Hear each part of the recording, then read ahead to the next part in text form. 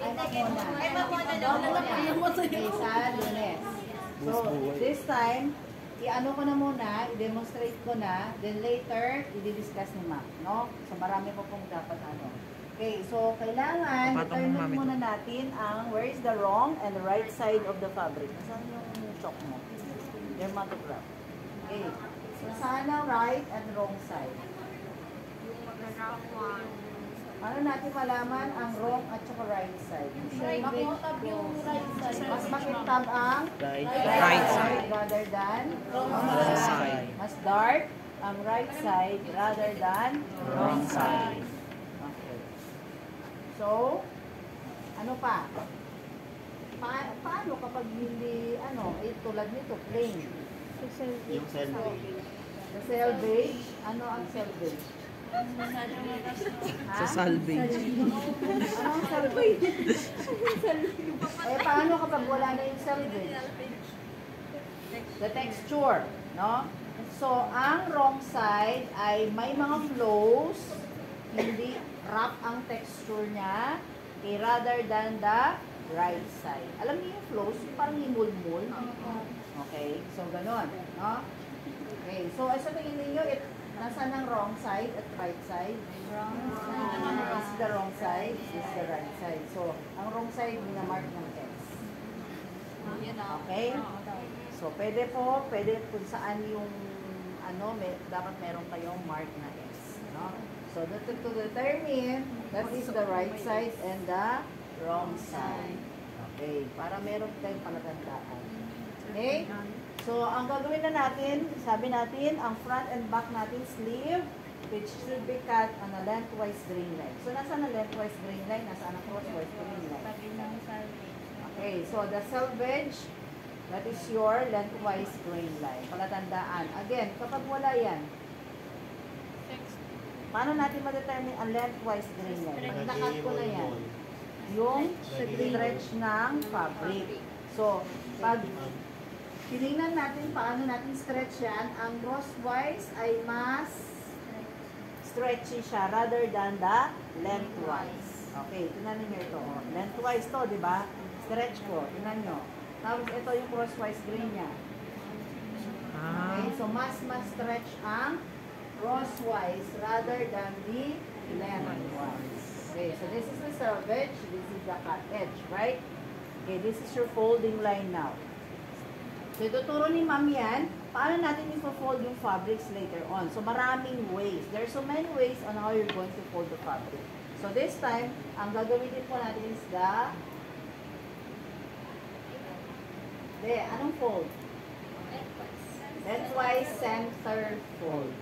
Okay, lengthwise center fold. Kasi, lengthwise, this is the center, ito yung fold niya.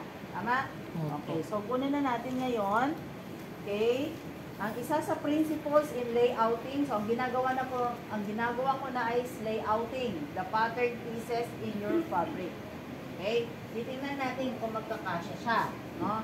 So lalagay ko. Ang principles in layouting, mauuna muna ang bigger pieces rather than the small pieces. The small pieces are inserted na lang sa mga space pa, no? Okay, so ito na po gagawin natin. Ito po, dapat nakaharap ang lengthwise sa akin. No? Okay, so tingnan niyo yung pag-cut nila, di ba? Hindi po siya pantay. So, anong ginagawa natin? Pinapantay natin, straightening, ang tawag doon sa process na yon, di ba? O sa method na yun. So, ini-straighten nyo. Okay, ini-straighten po natin yan. Paano natin ini-straighten to? Yung gugupitin ng 1 inch, tapos hilahin yung thread. Kuha ka ng isang strand, tapos hihilahin. Okay? Get one strand, then hila-hila. No? Opo. Yan. Okay. So, since na, di ba meron kayong makitang line? Yes po. Yan na po yung straight niya. No? Okay. So, pwede tayong kumuha dito. So, ganun po ang straightening, no? Okay, then ikakat na po natin yan. Kakat po natin to, ha? Para ma-straighten. Okay? Then, paano yung stretching? O, i-discuss naman muna yan. Hindi na natin ano. So, yun lang. Okay, so, ilalagay na po natin ha, mata yung pieces natin. So, lengthwise grain line, tama? Okay, so ilalagay na po natin to. Okay, paglukot po ang tela, anong ginagawa? Ironing. Plancha. Plancha.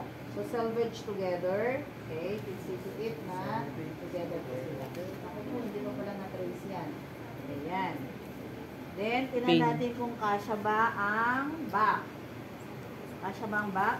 Pwede ko bang baliktarin o pag ganun pa rin yung back? Pwede baliktarin.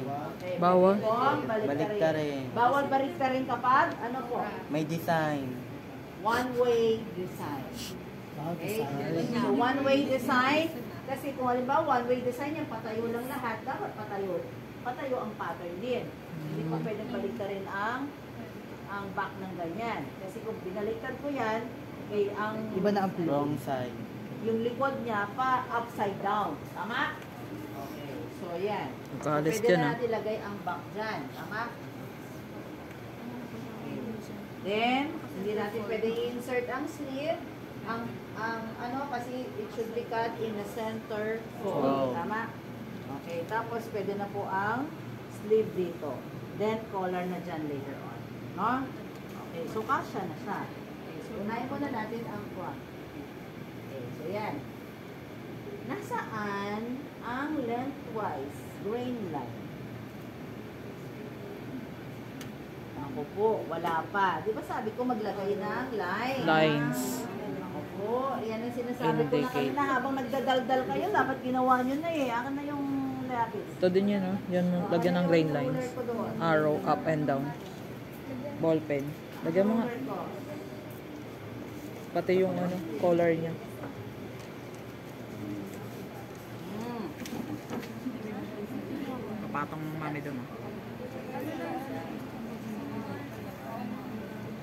Okay, so lagyan na natin ng arrow, arrow. Mas Okay. slant yan, ah. So, paano ko po ilalagay para on grain ang aking fabric? Okay? So, from here, measure ako, so lalagay ko na yan dyan. Ito, i-stretch niyo lang ito, ha? Kasi hindi siya, hindi siya pantay, di ba? Tama? So, stretching.